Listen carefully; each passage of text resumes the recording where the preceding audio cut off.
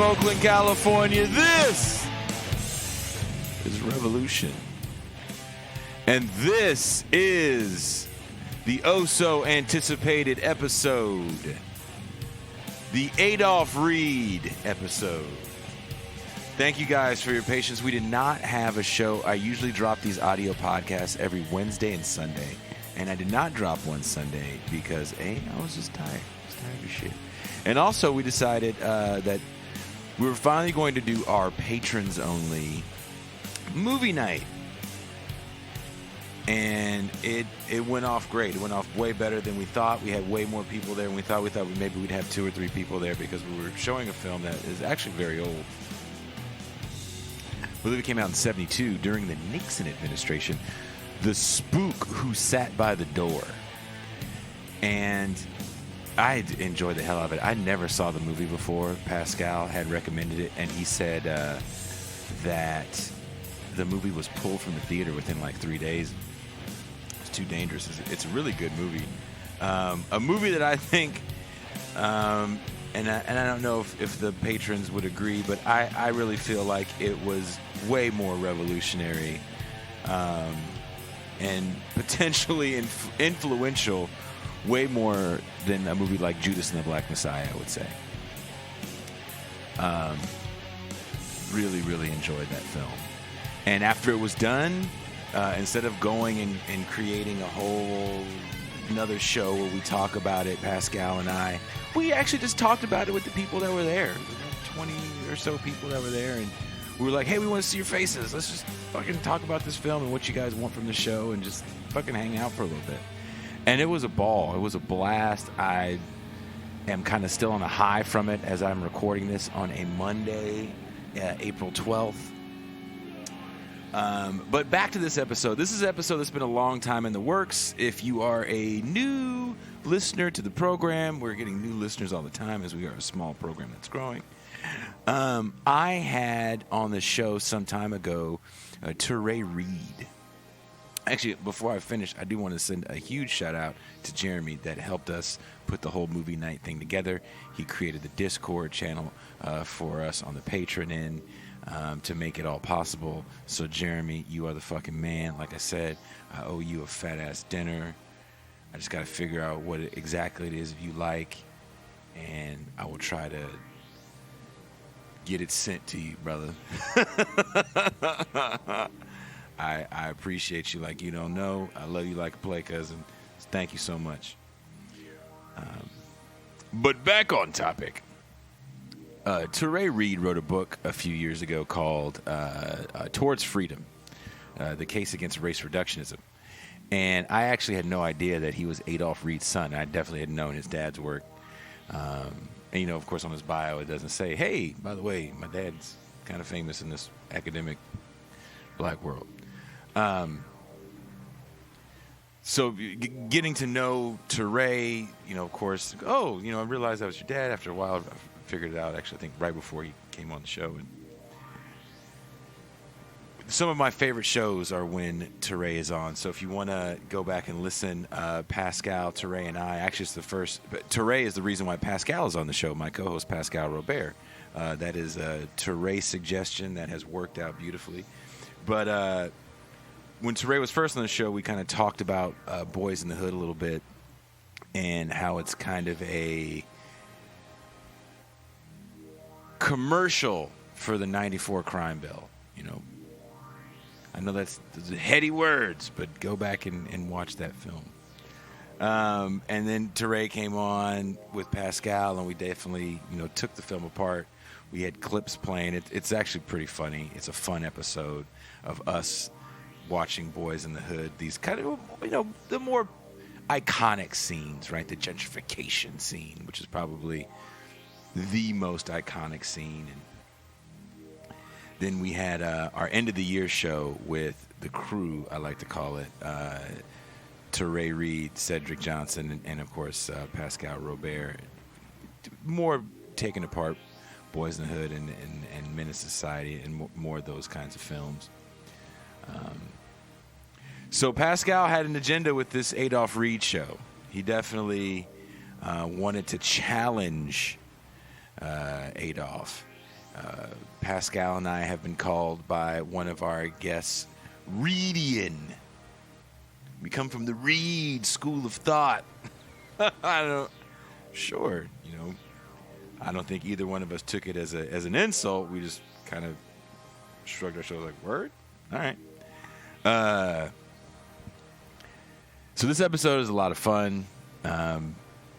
Pascal came with some serious questions. It was a very long list of questions he had, and we actually don't get through them all in the entire episode. So if you want to hear all of the questions, we actually end the episode, you know, with a question, because we go now, the show has changed. We go for an hour. After that hour's up, then we go to our patron side. So if you want to hear the rest of this interview, which goes on for like another hour and a half, then become a patron. It's easy. It's fun. Like I said, we get movie night now. We have bonus stuff for patrons on different tiers. You get mugs, hoodies, T-shirts, and shit. Also, subscribe to the YouTube channel. Wherever you're listening to this show, there is a link in the description to the YouTube.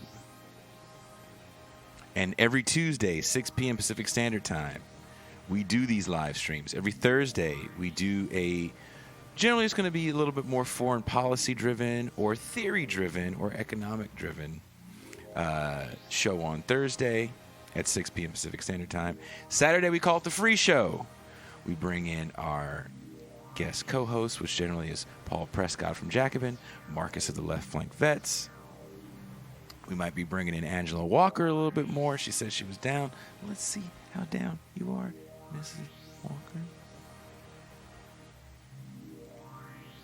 So, I'm going to move out of the way.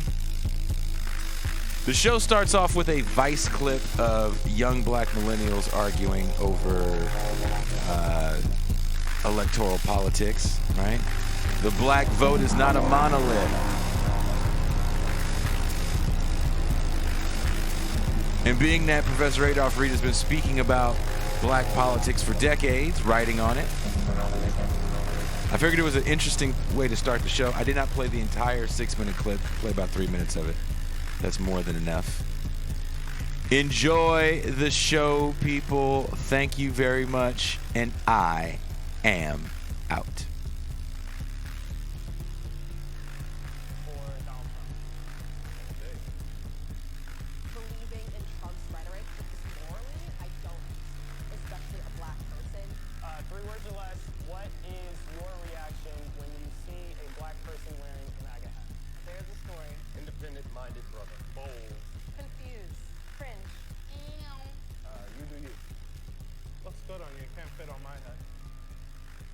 I saw true hate coming from the left, and it was white people calling me Uncle Tom. Pretty much, white people telling me I'm not black enough. Aunts won't speak to me even now. I got aunts that don't talk to me because I want to be white.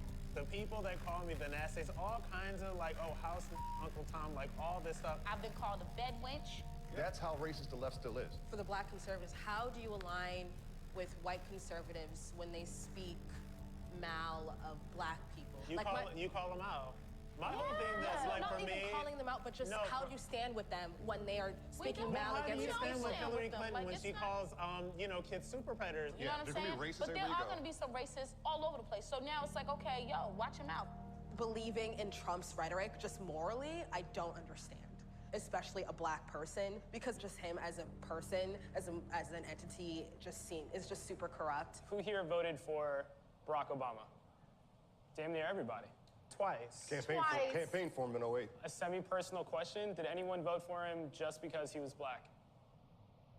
Not just, but that was a big reason I voted for him. See, I'll admit, it's really funny because I'm a conservative, and I was so available to be used by all of the systems that made that person president. This person was born and raised in wealth and privilege his entire life. And the idea that this person was somehow more connected to me because we share the same skin color is crazy. Yep. But I bought it. That's the one reason why I'm conservative now, because I'm willing to vote for somebody because of the way they look. And look what it did for me. Absolutely nothing. Who is disappointed with the Barack Obama presidency? I'm Why? disappointed with I'm disappointed with all of it. Like, we're never going to be led to liberation in a binary system. A binary system for black people is literally always going to be us choosing the lesser of two evils. I'm always choosing my death either as a blunt force blow or death by 1,000 paper cuts. All right. I think we had enough of that Vice news piece. Welcome. Today is a big show for us. We have someone we have quoted several times on this show. We've all read his work. By we, I mean me and my co-host, Pascal Robert. Let me bring him in right now. Coming all the way from Miami, Florida, by way of New York City. You may know him from his articles in Black Agenda Report and sometimes Huffington Post. Pascal Robert. Peace, my brother. Peace to the chat and the viewers. Chat's already on fire. Also, thank you. Shout out to chat moderator John Ross. Please be kind. It's going to be a hot chat tonight, John, because we have a hot topic. Let's just bring him in. Pascal, would you like to introduce our guest tonight? The one, the only, the known left intellectual scholar, academic of Black politics, Black political history, Adolph Reed Jr. Adolph Reed Jr. Hey, man, good to see you guys. Thanks for having me on. Hey, thanks for taking the time to be on. This show's been a long time in the works. We've had your son on a few times. I'm looking forward to having your son on again. When the three of us get together, it's always a pretty good time. I think the last time we were all on, we watched Boys in the Hood and just deconstructed Boys in the Hood, and that for me, that is like the most fun when it can be us or four of us with Cedric Johnson. It's a good ass time. And recently we had man, on, I'm sure it is. Oh, and also recently we had on Preston Smith, which was also great. Yeah, that was a real good show. Yeah. So Pascal, I know you got some questions. Yeah, Pascal's got enough questions to keep us on until after midnight. Your time, right? If not our time, your time after midnight. So, I just want people watching to know that for the most part, Pascal comes up with the questions, because at this point, this is all gone right now, and I don't have questions on the level that Pascal has questions. Yeah, no, they're good and important questions. So I look forward to our discussion. So Pascal, he called me up earlier this morning to yell at me that he had these questions and did I read them while I'm trying to fix my computer and get the show ready. Then he called me up again to yell at me if I read them. So I want y'all to know that are watching, share this shit out in your social media, because Pascal spent a lot of time trying to come up with the perfect questions for our guest today, brother Adolph Reed Jr. Well, one of the reasons I did that is that people are so used to calling me a Reedian that would have thought I would have been just standing in a fan for everything that this out of your mouth.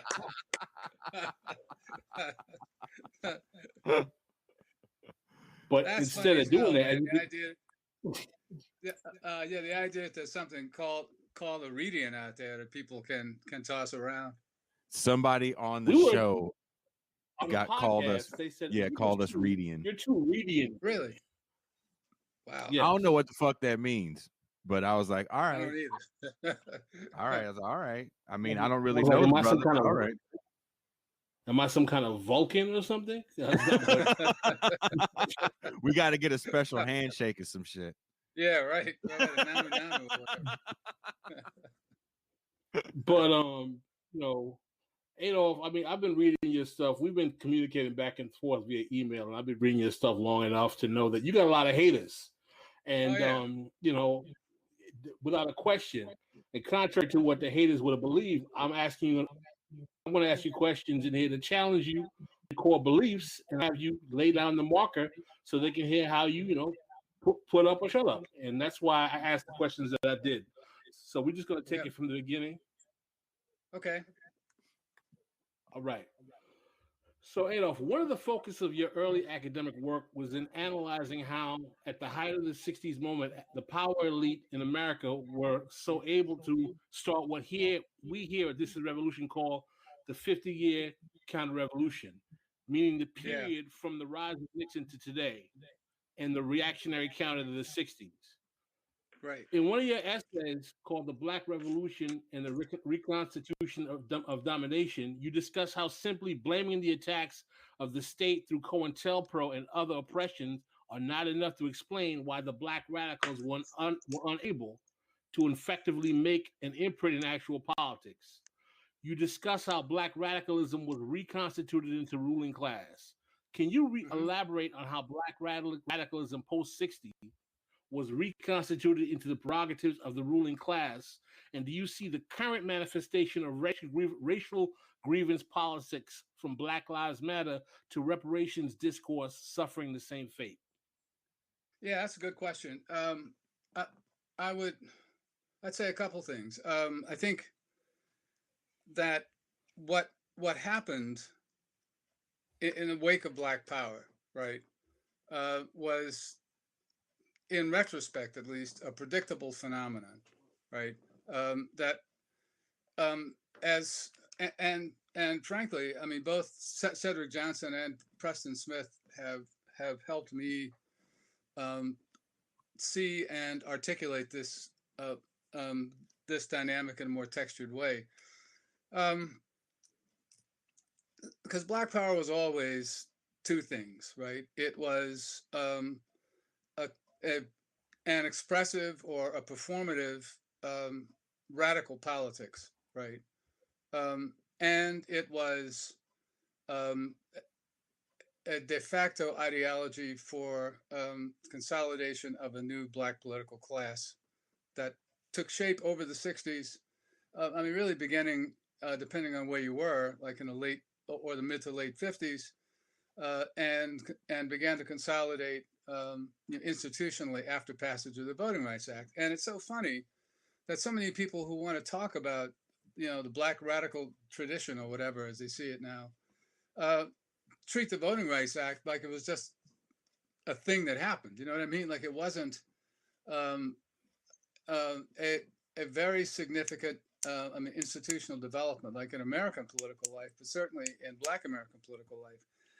So what happened basically was this new class of, professional and managerial types who were able to respond to the expanded opportunity structures that opened after the landmark legislation of the mid 60s, which by the way included people like me, right? Were naturally came to form communities of interest, right? In the political realm that grew more tightly bonded over time, right? And what happened was, since so much of Black Power radicalism was performative, didn't have an institutional agenda, didn't really have a practical program that was possible to organize around. It just kind of fell by the wayside, right? And it fell by the wayside. Yes, COINTELPRO had something to do with it. Yes, Ford and other foundation funding had something to do with it. But the real story was a natural transition, into a class-based ethnic politics on a model that was dominant in post-war American political life in most parts of the country, and especially like in the realm of urban politics. So in that sense, it's not. And so this is why, as much as I liked and agreed with Bruce Dixon and and also Glenn Ford. That's why I don't think that the misleadership class construct is particularly helpful, because uh, because the misleadership notion presumes that the black political class has a mission to which it's more or less committed of advancing the interests of black Americans across the board, and that kind of misses the point. Like, they've got their own interests that they're advancing, and what they do, as classes typically do, is define their interests as isomorphic with the interests of the population in whose name they purport to be speaking. So I hope I didn't run away from the question. No, but my larger question is that, do you see this manifesting itself with the current racial grievance discourse politics? Oh, yeah. Right. I'm sorry. Yeah, I'll say this. I mean, we got to remember, and yeah, I'll just answer the question that just popped up on the screen. Yes, I am, and it doesn't matter. But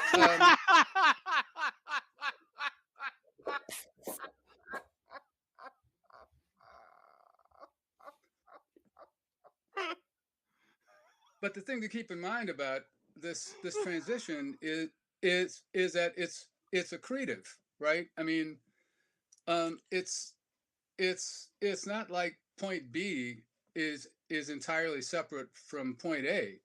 So I think a way to think about it is, the new black political class consolidated itself over the 70s, say, to be charitable, right? And the ways of thinking about black American political life and about race and politics that we all have inherited or are accustomed to, right, over the last 30 years are rooted in the common sense that was formed out of that moment of consolidation in the 70s. So I'm saying that to say that the forms of expressive politics like Occupy and Black Lives Matter and the reparations stuff took shape in a context, in a hegemonic understanding of what black struggle is, right? I mean, for instance, that were already dominated and defined by the black political class. So there never was any question, really, as to whether those radical expressions, right, were connected with the substantive politics and program, or a genuinely transformative political vision that people could try to organize around. So no, I wasn't surprised that they turned out the way they turned out. And like, you don't have to be smart in particular to have seen the absence of an organic foundation for those political expressions, which is the reason I never would that I resisted calling them movements, right? Because they weren't. I mean, they were actions, right? Okay, well, you get into my next question, and you foresee that.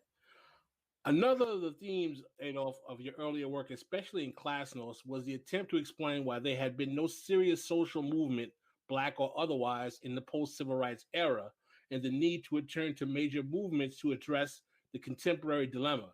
These writings were in the 90s, yet all of the so-called movements that have manifested in the 21st century, from Occupy to Black Lives Matter, I've always read you being one of the early voices on the left stating that these things won't lead anywhere or are limited in terms of their long-term effectiveness. How do you reconcile your earlier statements on the need for a return to movement politics and your almost consistent pessimism when such movements in recent history have come up? Right. Well, I wouldn't call it pessimism. I'd call it practicality. I mean, but I think the two perspectives are organically connected because I've got a sense of what a movement would actually look like, and it would be grounded like institutionally among with an identifiable base of real people with names and addresses and stuff, right? Mm-hmm. Mm-hmm. And real constituencies, and in fact, I mean, while I try to remain open to the possibility that one of the newer things or the more recent expressions could eventually develop something or develop into something, I mean, like that. I think one of the problems that we have is premature proclamation of victory, right? Just today, I mean, I meant to check the vote tally.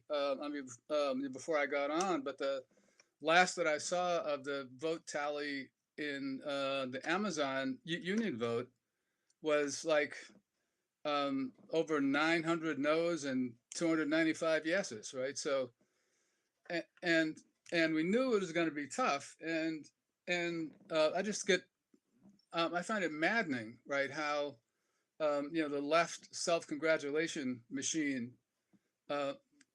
hypes, makes premature or is given to making premature proclamations of victory, which make no sense. You know it's going to be tough, and if you proclaim the victory and then you lose the vote, then it gives rise to demoralization or whatever. And it's the same thing with Occupy, like, and the rest of this stuff. I mean, it's the word isn't the deed, right? And you don't build a movement without careful, slow organizing and building the relationships with people and with organizations, right? You don't build it through Twitter, right, or whatever. I mean, you don't proclaim it, right? What? You're saying, how dare you say that I can't build my pretend movement with a hashtag and a series of retweets? Well, now you can probably get some foundation grants off that. Right, I thought that was the whole game, right? I create a hashtag, I get a bunch of retweets, I shut down a freeway or two, and then George Soros gives me a check. Bingo. There you go. That's it. And that's how we'll get free. That's what Puffy told me. Did you see Puffy talking? Hey, did y'all see? Because I know there's a bunch of questions and I'm fucking up the flow, but hold on 1 second. I just want to get this in. So somebody sends me this article from Puffy, and it's not even an article, it's an open letter. Puffy sent an open letter to big business, and he said, look, I'm a media company owner because he owns a small TV station, but I mean, he owns a TV station nonetheless. Puffy has a shit ton of money. And he's like, there's a lot of Negro dollars you guys get. It's like 1.4 trillion Negro dollars. And you're not giving enough of these Negro dollars to us Negro businesses. And we need these Negro dollars because if you're not working with us, then you are working against us. And he started quoting Desmond Tutu. Wow. And all this other shit. Yep. Well, look, and I tell you what, man, like that, if you think about it just a little bit, right? Like since George Floyd's murder, who've been the big winners, right? Where this tells you, right? This should tell all of us very clearly that this is a class politics, right? Goldman Sachs is putting up what crazy sum is it? Pascal, what was it? $10 billion for black businesses? Yeah, that's what I thought. Black entrepreneurs? Yeah. For black women. Black women. Black women. Right. Sorry. Don't get it twisted. And more and more and more and more of that kind of stuff is the response. And so it turns out that all of the problems that black people have can be addressed by encouraging black business development. So what does that tell you? Right. And whose story is that? Right.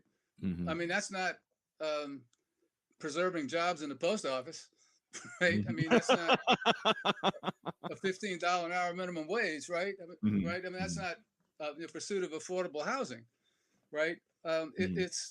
It's an idolatrous class program that, and look, I've been saying this now for like 3 or 4 years now, and I understand that it's a wrong-headed tendency, but it's a natural one.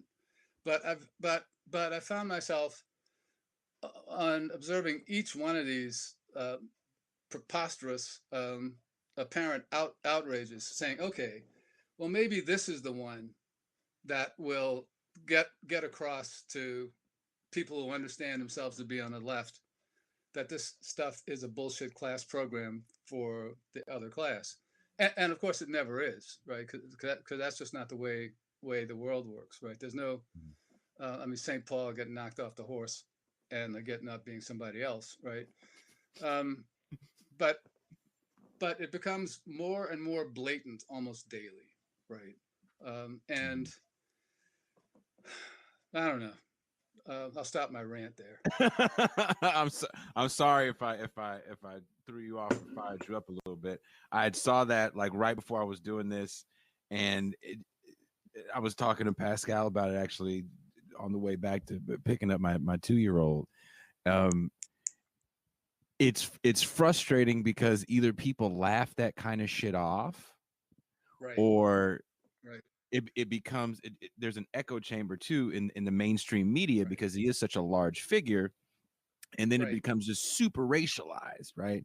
His demand for this equity becomes super racialized, and then that becomes the conversation. Someone said in the chat, George Floyd would have never been able to benefit from some of the things that have happened in his name. So true, right? That's so true. Yeah, so true. And I mean, even when people get ticked by the obvious hypocrisy, it's still just difficult to connect the dots, right? Because all these things are connected, right? I mean, it's like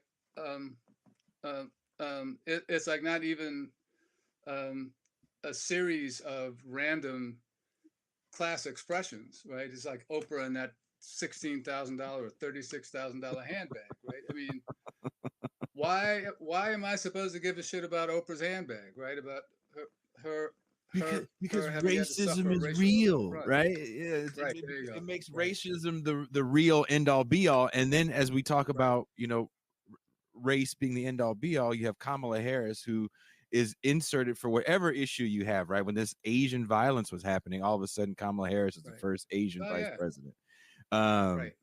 And she's talking about water rights.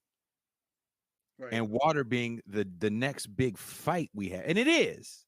She's not the first person to say this or even talk about this. Mike Davis was writing about shit like this in the 90s.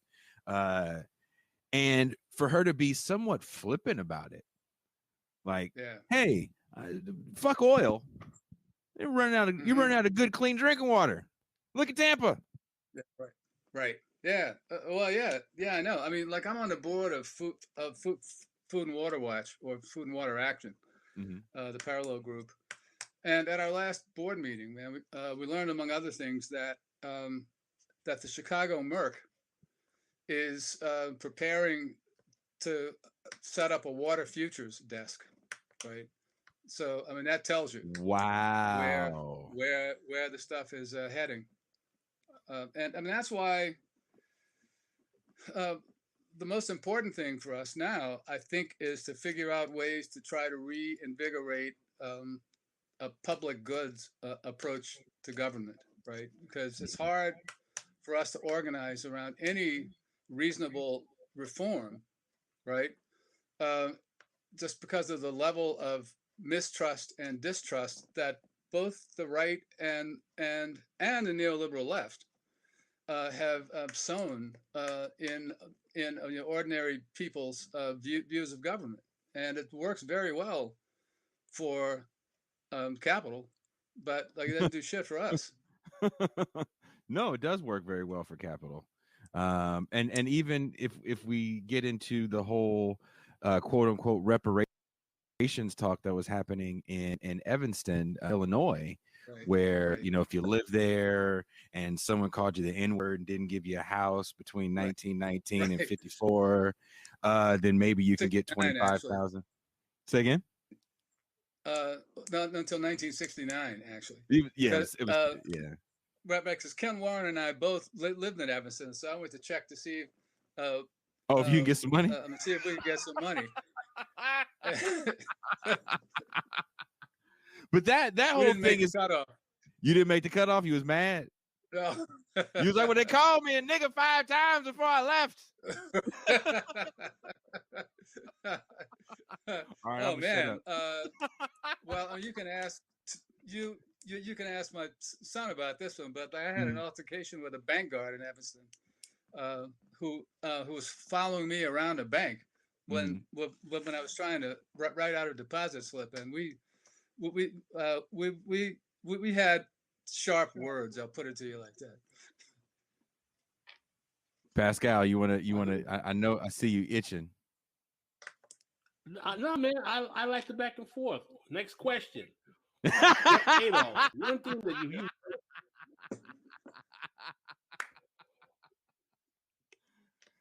Yes, sir. One thing that you always made clear, and that I've often repeated, Black politics is a class politics. What is your definition of Black politics, and explain why you believe Black politics is a class politics, and whether or not that has always been the case? Right. Okay. Yeah. I was struck by that question too. It's another very good one. Well, and in this area too, like my thinking has been sharpened by Cedric Johnson and Preston Smith on this point. That what took shape in the post-war decades was the articulation of a Black ethnic politics, basically. I mean, that's what political incorporation was, right? Basically, and it was on balance, right, better than what preceded it, which was sort of a clientage arrangement. And Black political elites got incorporated into local governing coalitions, at first at least, on an ethnic group basis. Bringing Preston in, from the 30s to well into the 50s, there were two distinct, more or less distinguishable, because they weren't always distinct in the moment, tendencies in politics among Black Americans, right? One is a tendency that he called racial democracy, which is liberal pluralism, basically, right? I mean, it's anti-disparitarianism, which is a model of a just society in which Black people would approximate their percentage in the overall population in all the social and economic hierarchies, or on all the levels of social and economic hierarchy, from the top to the bottom. So as Benjamin Wright, the brother of Nathan Wright, the Black Power preacher, and Benjamin Wright was an executive at Clairol, said that the just society would be one in which Black people were 10% of the corporate CEOs and the corporate boards, and 10% of the unemployed, and everything in between. That's the ideal of racial democracy, and that's what the pursuit of parity gets you, right? The other tendency that came out of the 30s and the CIO and the growth of a left politics, more broadly left politics around the New Deal, is a commitment to social democracy, right? To a social democratic agenda, which was a tendency within Black politics that asserted that the only way that Black people, or the best and the safest way to win benefits for Black people, is to win them for the society as a whole. And to the extent that Black Americans were disproportionately among the working class, winning benefits on a class basis for working people would also disproportionately redound to the benefit of Black people, right? So this there's a logical tension between these two imperatives that sometimes erupted, sometimes didn't. But the long and the short of it is that by the mid '60s, and what happened during the Cold War and Red Scare and I mean McCarthyism and that stuff was definitely a contributing factor. But what happened was that the racial democratic tendency became dominant, right? And that's what's been driving in our understanding of what counts as Black politics ever since then. So, for instance, as Judith Stein said in a very powerful essay in 1974 and 5, that the way we came to understand black politics was that if a group of Black workers organized to form a union, speaking of Bessemer, then that didn't count as Black politics. But if they fought against racism within the union they were in, then that did count as Black politics. So in that sense, the class tensions have always been there in Black American politics, insofar as they've mapped onto the class tensions in the society at large.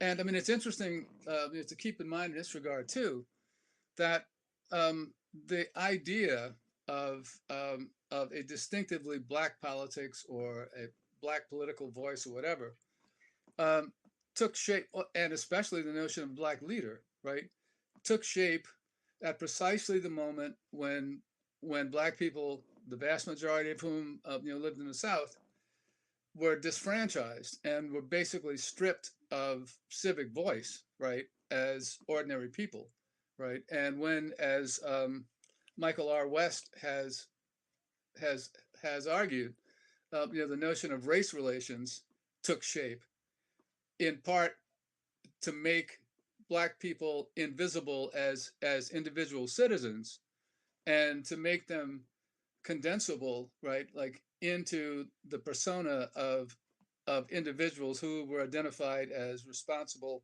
voices for the Negro or I mean Negro leaders or whatever. But certainly since by the end of the Carter administration,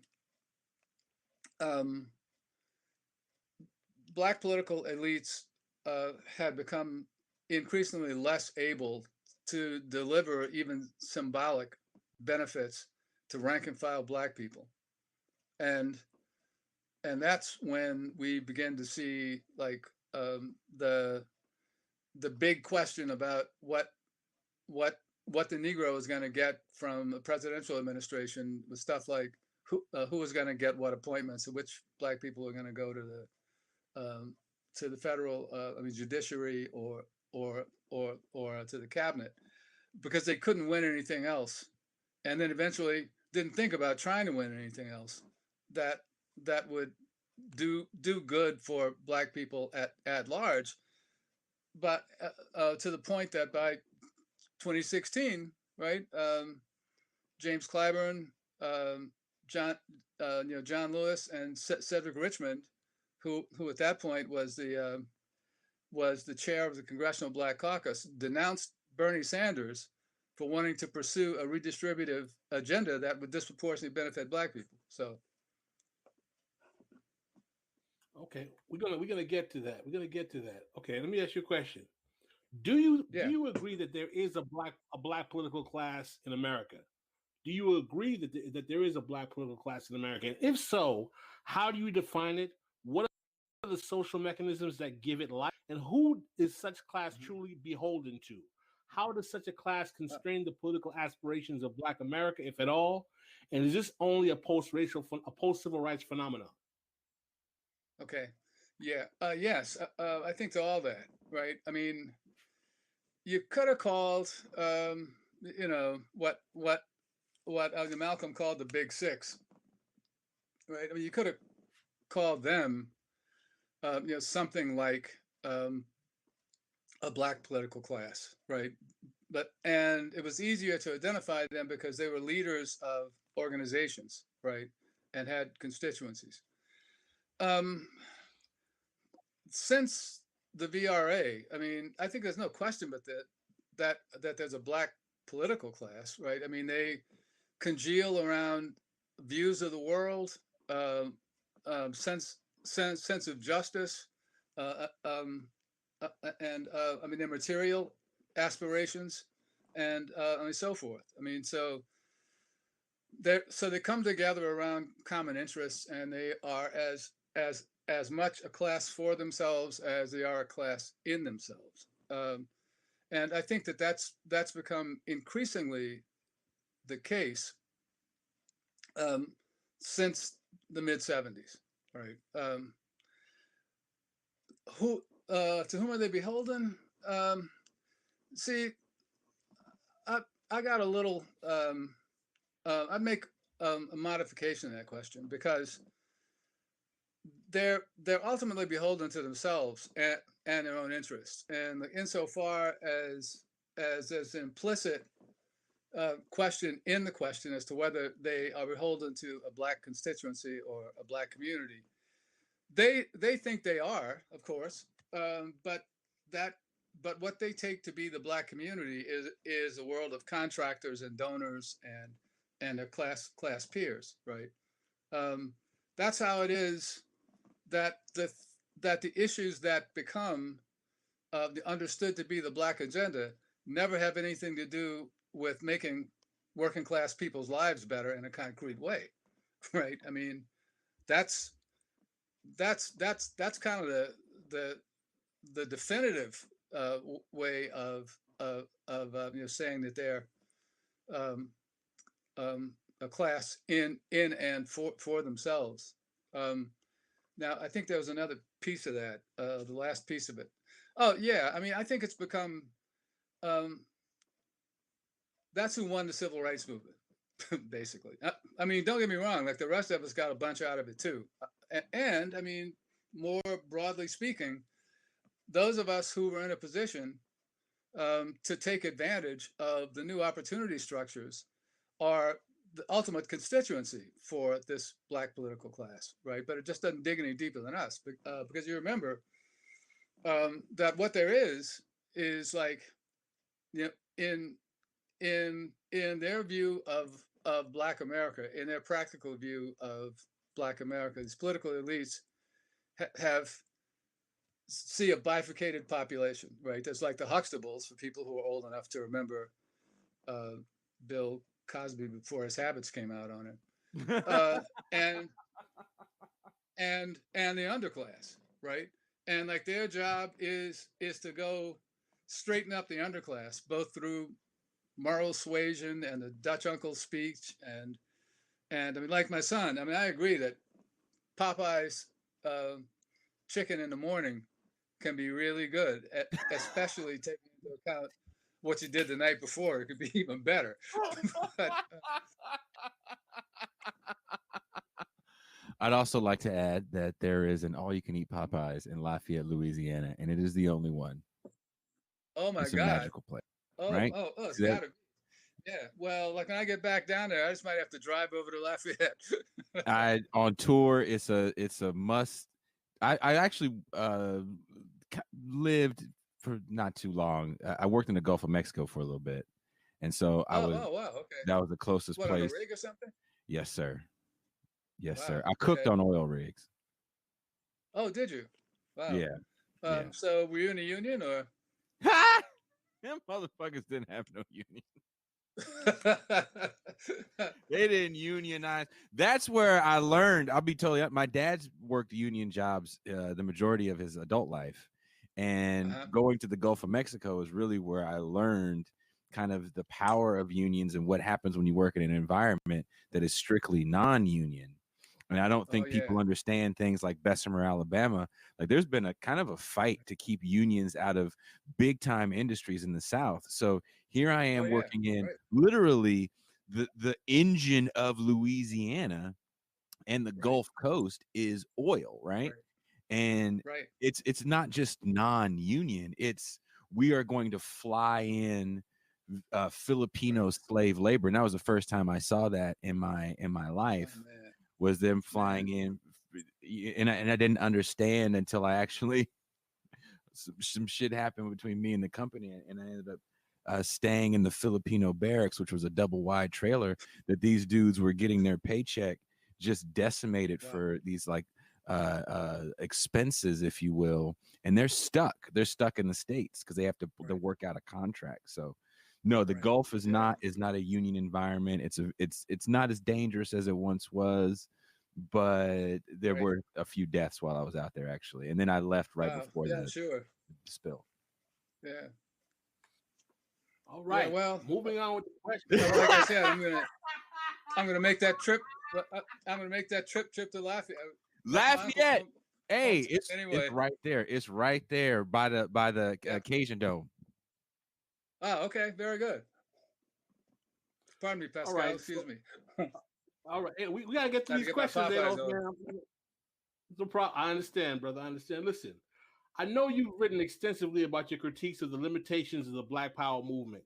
We also know that many of our comrades on the Black left who consider themselves revolutionary nationalists pride themselves on being acolytes of that particular era of politics.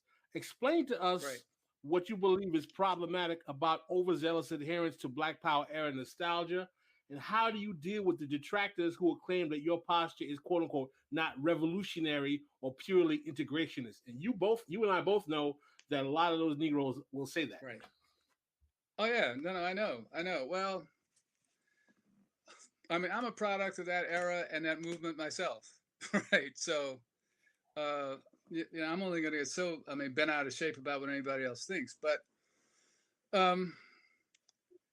so I tell you what, I mean, like the essay that you mentioned, the book chapter that you mentioned at the very beginning, the Black Revolution, was originally a paper that I did for a conference that I organized when I was teaching at Howard, and Preston Smith actually worked on the conference too. That was held in the fall of 1976, right?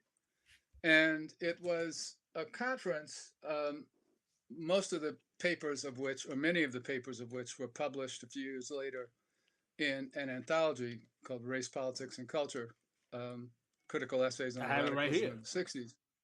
Ah, okay. Well, the point of that conference was to pull people together to discuss. That's it. Wow. Yeah, it looks good. To discuss why we had lost and what happened, right? Now that's 1975. We were organizing this, and there were enough people to fill up like a day and a half, I think, conference to talk about how the movements of the 60s had lost and why. Okay. Black Power by 1975 had pretty clearly lost, or Black Power radicalism. The two or three tendencies that came out of it, which Sedgwick Johnson's first book is about, Pan-Africanism, what's cultural nationalism, and a kind of funny ass mechanistic Marxism, right? Were all evasions of the fact that the petty bourgeois politicians had won by the early 1970s, right? And it makes sense that they won, right? They had the resources. We didn't. We had an ideology, one that wasn't connected with people's needs on a daily basis, right?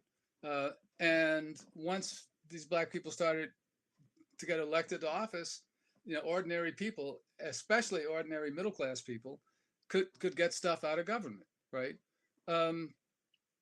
And these ideological tendencies were expressions of the inability of Black Power as a criticism to take account of what had been happening within Black politics, right? I mean, Robert L. Allen's book Black Awakening in Capitalist America came out in 1969, and it was a trenchant critique of black power.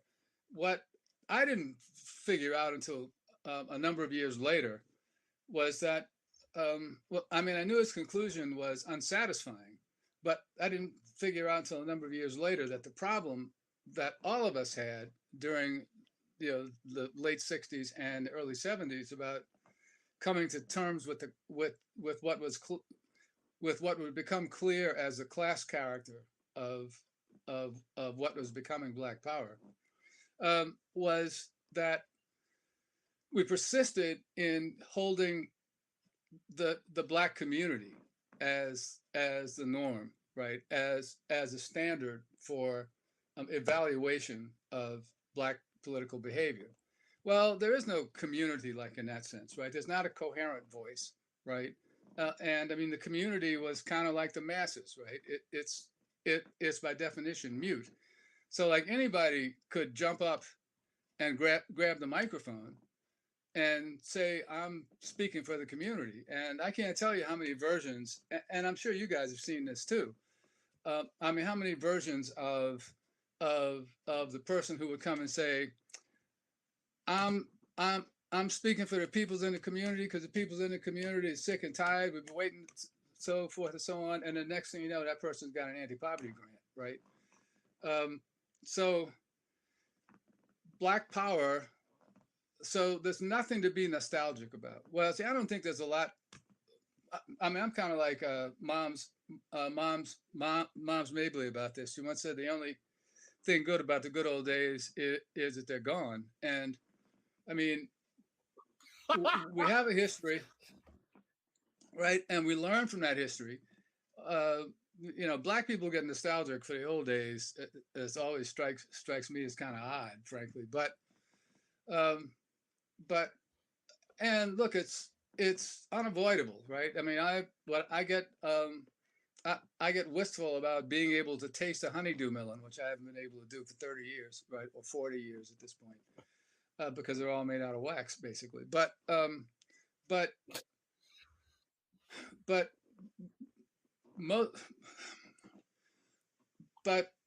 Black Power didn't realize or didn't fail to realize its promise. It was naive after the fact. So I'll say this, mea culpa as a self-criticism too, to have imagined that it had that promise in the first place, right? I mean, let me say this too.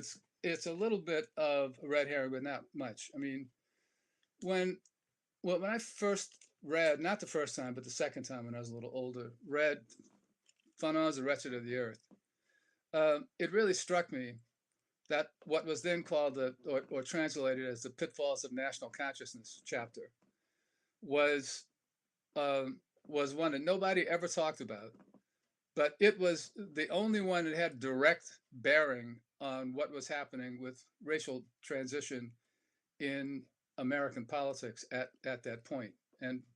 But while everybody was talking about, violent or the purgative character of violence or going on about black skin, white masks, if there was anything to be gotten from Fanon, it's the thing that people didn't get from it, right? Which is, I mean, you can, get a new flag, you can get a new picture on the currency, but if the political economic relations haven't changed, then the national bourgeoisie is a bourgeoisie right before it's national, right?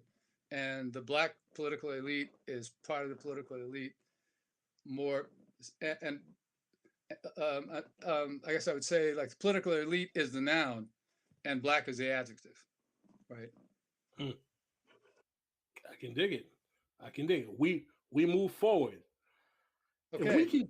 If we contend that race is a social construct and that Black politics often fails because it's a class politics, why shouldn't similar arguments be made about labor politics or feminist politics or any other politics? Why are the fractures or frictions in Black politics any different than those that arise in any other politics, making it any less legitimate? Well, I mean, I don't know about if legitimacy is a standard, right? Because black politics is legitimate to the PMC and the people who benefit from it, right? But I mean, I would think the same, or there's a similar dynamic in the women's movement, right? Because it has become now the the voice of PMC women, right? Largely, who whose main objective is to win office and rise in the corporate world.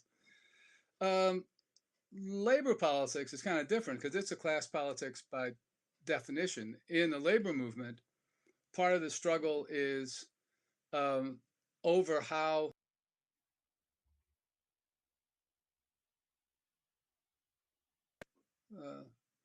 what's Deep State got him. so I mean, right. I'm right here. So that's it, I would say. Okay. Moving on. Yeah, there's just a weird message on the screen. I couldn't. Oh, sorry about that. There's some things. Yeah, no, it's not you, but it's gone. But so. Okay. Yes, sir. So, as one who has written about the left politics, how the left politics was vanquished by the ruling class in America by sometimes reconstituting leftism into ruling class prerogatives, why were you or have you been particularly supportive of Bernie Sanders' Democratic Party entryism as opposed to viewing it as an ultimate vehicle for ruling class absorption? As much as certain Bernie supporters fetishize the New Deal, even according to FDR, was an effort to save capitalism. As a lifelong leftist and Marxist like yourself, why does Bernie Sanders'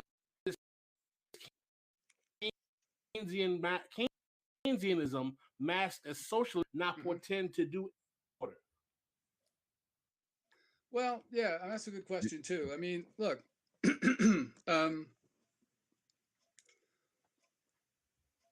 politics is like contextual, right? And what's appropriate in one moment may not be appropriate in another moment. And we've also got to be pragmatic, right? We got to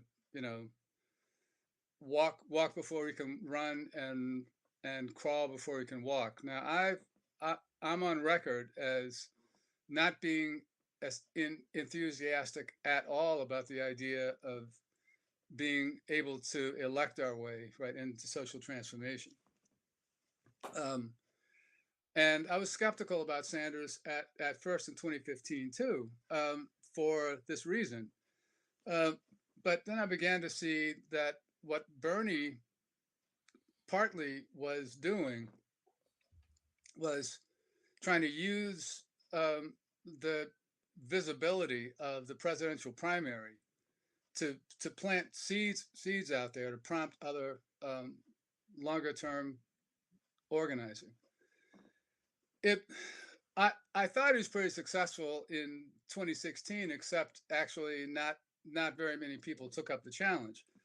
He was more successful in 2020, but like then the combination of the pandemic and the summer of the Great Awakening kind of undercut a lot of that activity. But I mean, the situation in the U.S.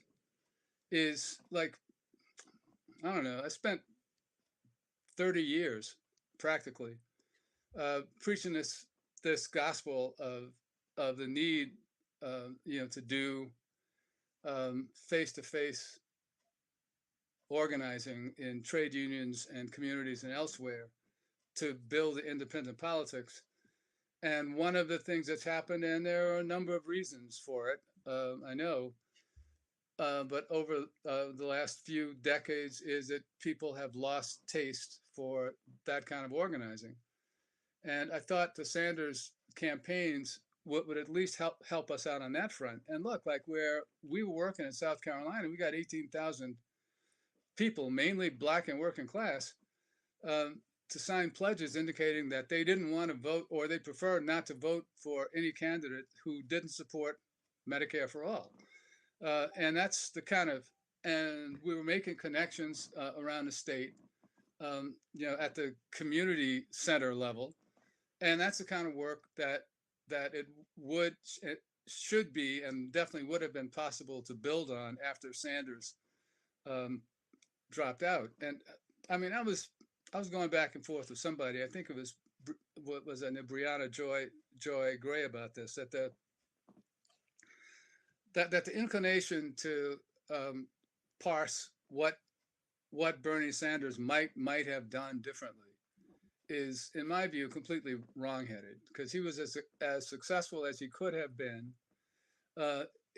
The inclination to ask that question, I think, rests on a premise that he might have been able to win the nomination if he had done something differently, which I never thought for a second. And nobody who, in my view, took politics seriously thought that he could win the nomination, except, for maybe a few hours after, the Nevada caucus. But even after that, people came to their senses pretty quickly. So, and look, I mean, sometimes, and Trotskyists are the absolute worst about this, of course, but I think a lot of leftists treat the Democratic Party like it's the great Satan, right? I mean, most of the votes that I've cast in my life have been for Democrats, right? And I think that's probably true of most of us, right? I mean, that doesn't mean that the Democrats stand for what you want, right? But there are all kinds of instrumental reasons, right, that it could make sense to vote for them. And frankly, in 2020, just like in 2016, not being Donald Trump was a good enough reason, right? And there are others like that too. So, I mean, I don't know. I mean, I don't see any conflict, right? I mean, I think we need the movement, and whatever ways we can find to jumpstart trying to organize it. So do you think there is a progressive movement post Sanders? No. No. I mean, I think the objective is to build on the little bit of space that Sanders created for us. See, because I don't think that it's all, and maybe this is optimistic, but I don't think that it's all a matter of, or that it's all been wiped out by the pandemic. I mean, people have the same problems now that they had then, even worse, right? Especially around healthcare stuff. So I think as soon as it's possible to get out there again, we need to start trying to rebuild the networks that had started, to come together during the campaign. But no, I mean, there's no movement. I mean, if there would be a movement, like we would have won something by now, right? It's interesting you say that. All right. I asked a similar question to Mike Davis. Oh, I just realized we're at an hour. Oh, okay. Do you have some more time first? Hold on with your black ass questions. Yeah. Do you have some more time, Dr. Reed? Yep, I have time. Because usually what we do is we cut the show at an hour and then we go to our bonus patron only segment. Oh, okay. Well, I mean, whatever you want to do. Is that cool? Would you be willing to come into the? It's just I send you another link to the patron only side. That's all. Oh, okay. It's the same simple stuff. Can we tease people? Can we tease people out with the question though? Can we tease them out with the question, Pastor? Yeah. We got to tease them. You have to give them wanting more. You can't give them all 75 of the questions in 1 hour. So tease them out with the question. Tease them out with the question real quick. Tease them out. All right. Let me tease them out with a question. Tease them out. All right. Okay. Dr. Reed, this is going to be a heavy one here. How do you deal with the criticisms from black leftists who state that the white left is too racist and racially chauvinistic to work with and traditionally has always sided with the ruling class interests against black folk when things got hot? I literally heard that statement by some black left folk recently. These folk would argue that only a revolutionary black left socialist vision can address the needs of black people. What is your position on such thinking? Don't answer that. We're going to save it for the bonus half. Oh, okay. All right. We got to tease it out. Thank you guys okay. for watching. All right.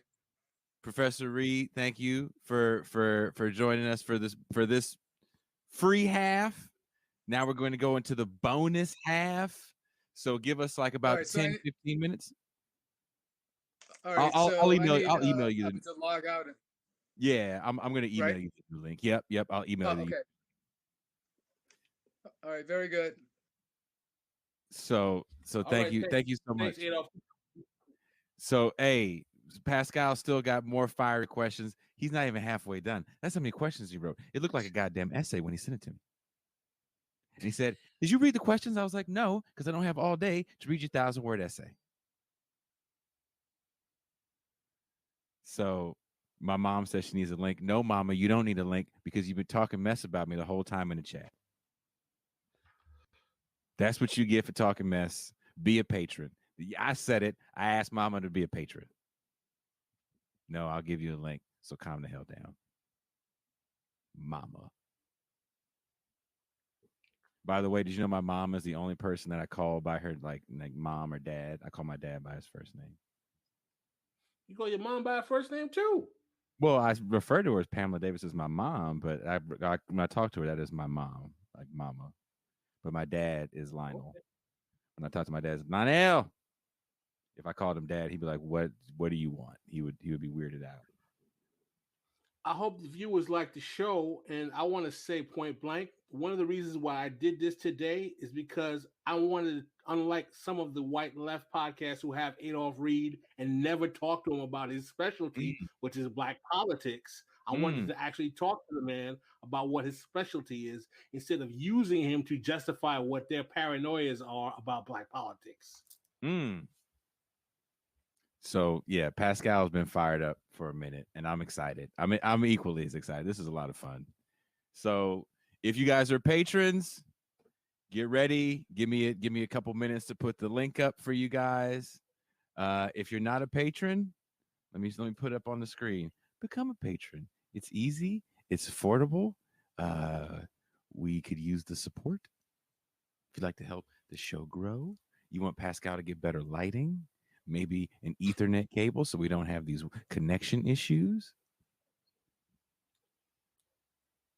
We'd appreciate that. My mom says, "You're so passionate." Look at that. Look at that. Mom says, "You are so passionate." He is. He is very passionate. And he's about to let these motherfuckers have it. Yeah, Bitter Lake is the band. It started as the band. Don't ask too many questions, goddamn it. No, send Adolph the link, man. We don't want to lose him. All right. So you know what? We are out. Get ready. So if you're a patron, the link to Patreon is coming up, and we'll see you guys in 10 minutes. Remember Chuck Willery in 2 and 2. All right. Peace.